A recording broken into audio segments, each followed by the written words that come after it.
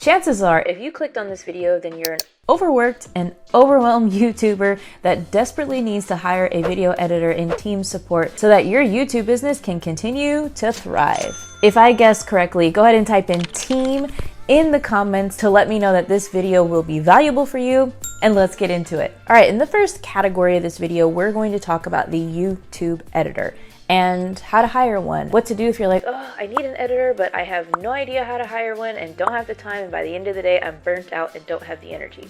Let's chat about it. So when you hire a YouTube editor, the first thing that you have to keep in mind is to let your potential new editors know what your expectations are and how to get an A on the job, right? You know, back when we were in school, going to, in high school, going to college, etc., we wanted to know how to get an A in the class. It's the same for your video editor.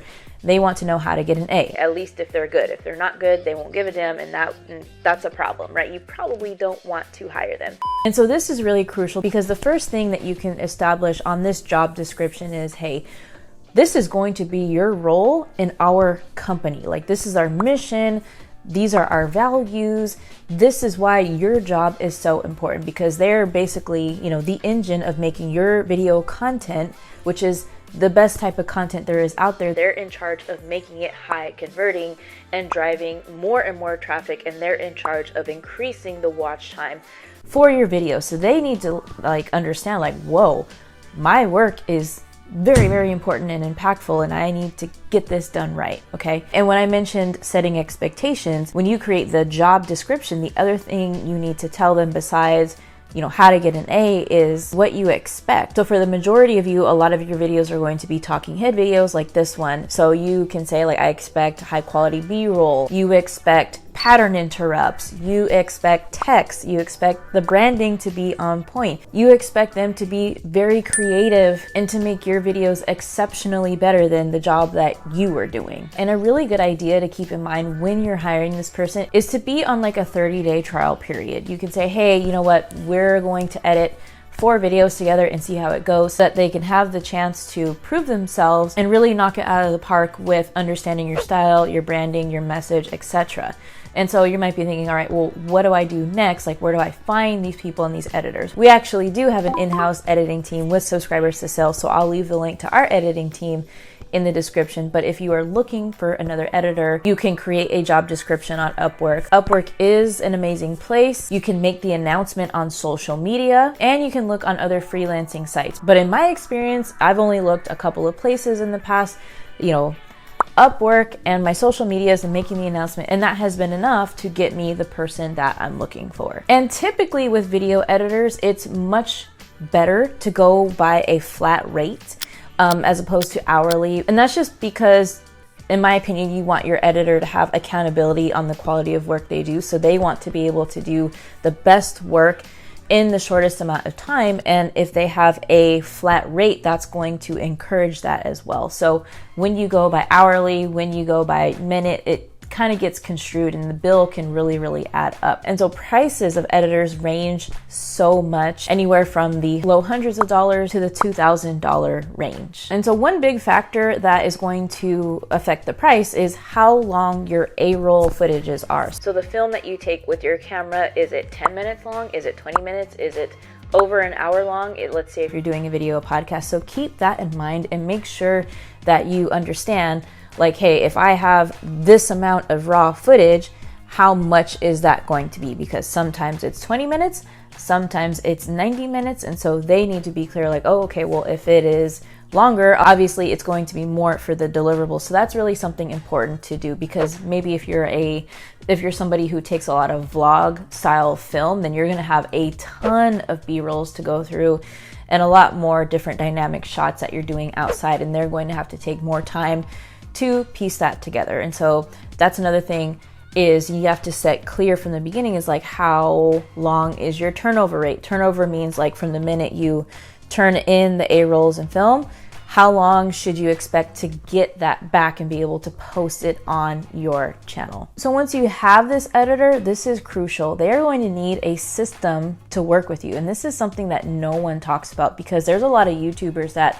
are frustrated out there because they've hired these editors and they've created a third management job for themselves. And it's because of the lack of foundational system that you don't have behind your channel with working with your editor and or channel manager, which we'll talk about in a minute. But it's very, very essential to have a system to work with your editor, because there's a lot of back and forth and a lot of notes and a lot of different things that both of you guys are going to have to be aware of, like what status is the video in, etc. So I highly recommend that you create some type of workflow between the two so you can know each video project, what stage it's in, and clear dates on when you expect the thumbnail, when you expect the footage to be up on your channel, and clear dates so that they know when the channel is, or when the video is supposed to go live on the channel. That's also very, very, very important, and a big part of how they get an A on the project and in the class, right? And the thing that I appreciate about my editors the most is that they are not afraid to take creative risks. So this is what I absolutely love, is I'm able to watch every single video and I look forward to watching them. I look forward to the different elements that they change around. I look forward to the jokes that they put in there and just making it feel extra special. So a different special touch on each video, that is something that's really important for your editor to do, in my opinion, because if it's the same thing, the same dynamic every single video, not only are you going to get bored, but your audience will get bored as well, and that will affect watch time, etc., and different things. So by the way, if you haven't heard the amazing news already, there is a brand new way to work with myself and my team. And I recently recorded a private training talking all about the 3-part framework of how you could run your 6-figure YouTube business in 10 hours per week, how to incorporate all the systems that you need for your YouTube channel and your business. We go over so many valuable things in that training. It's really going to change the way you think and do business. And this is perfect for you if you're an established YouTuber. Your YouTube business is financially doing well, but you are wearing all the hats in your business and you're probably overwhelmed, and you know that what you have set up right now isn't sustainable to actually scale. And in this training, I'm going to talk about the exact framework and phases that I took that allowed me to profit 30% while I was on my 3-month maternity leave. So if that's something that interests you, definitely check out the application to apply to receive this private training. We want to make sure it's a good fit for you. And if you already have applied, be sure to check your email for the next steps. All right, so the next thing that I really want you to understand about video editors and hiring the team support is hiring a video editor is just the tip of the iceberg. You also need a channel manager ASAP. It is of the utmost importance that you are only filming and staying in your creative space as a YouTuber, because that is the income producing activity for your business. Like, that's the main thing. If you don't do any other social medias or whatever, you know that that is the biggest driver of traffic for your channel. So you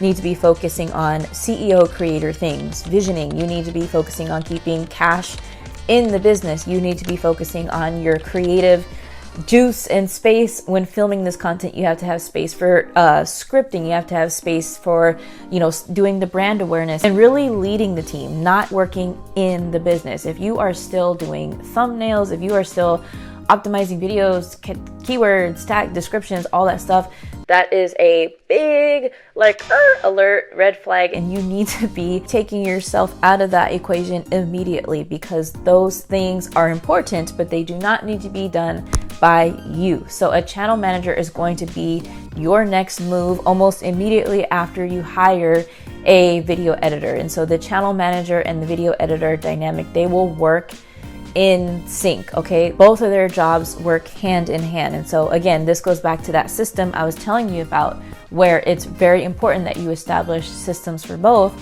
and that they have the same types of workflow. So your editor will also be communicating very regularly with your channel manager and letting them know, like, hey, the new video's up.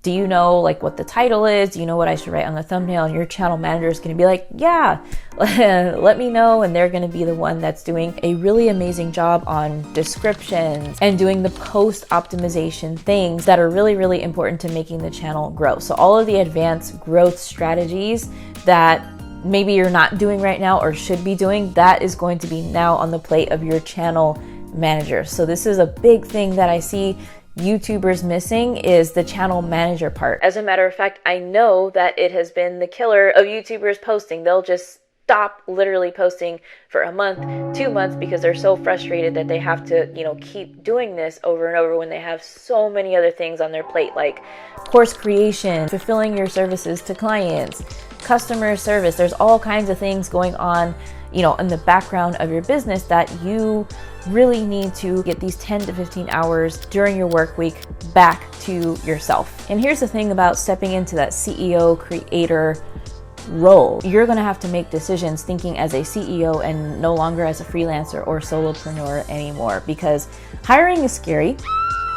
Yes, that is 100% true, but it is essential to moving forward. Okay. And if you're stuck in like, I'm scared land, or like no one can do it as good as me, these are, things that are still in the mindset of a solopreneur, a solo creator.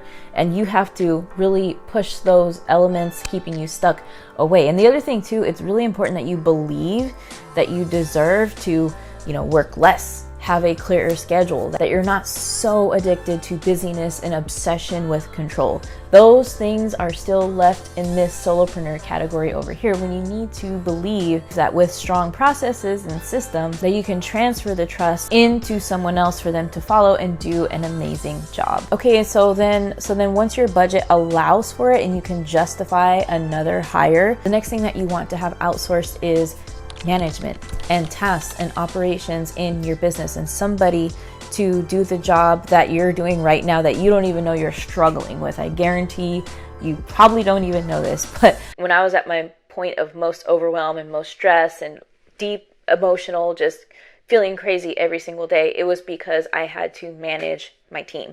And the bigger your team gets, it can't get any bigger until this person is hired, like an operations expert or manager. Okay.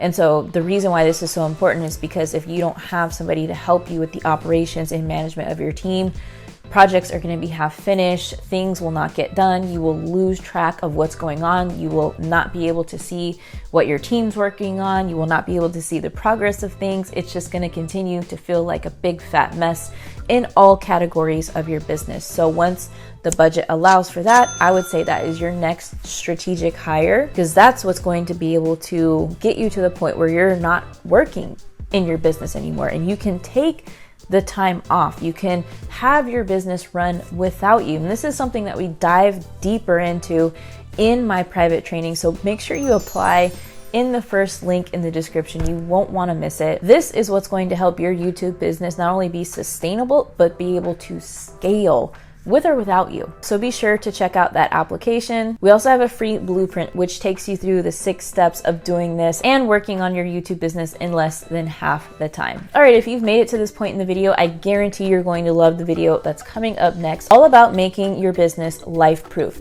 Can your YouTube business survive without you? That's the question. We're gonna dive deep into that topic on this video right here. So go ahead and check it out.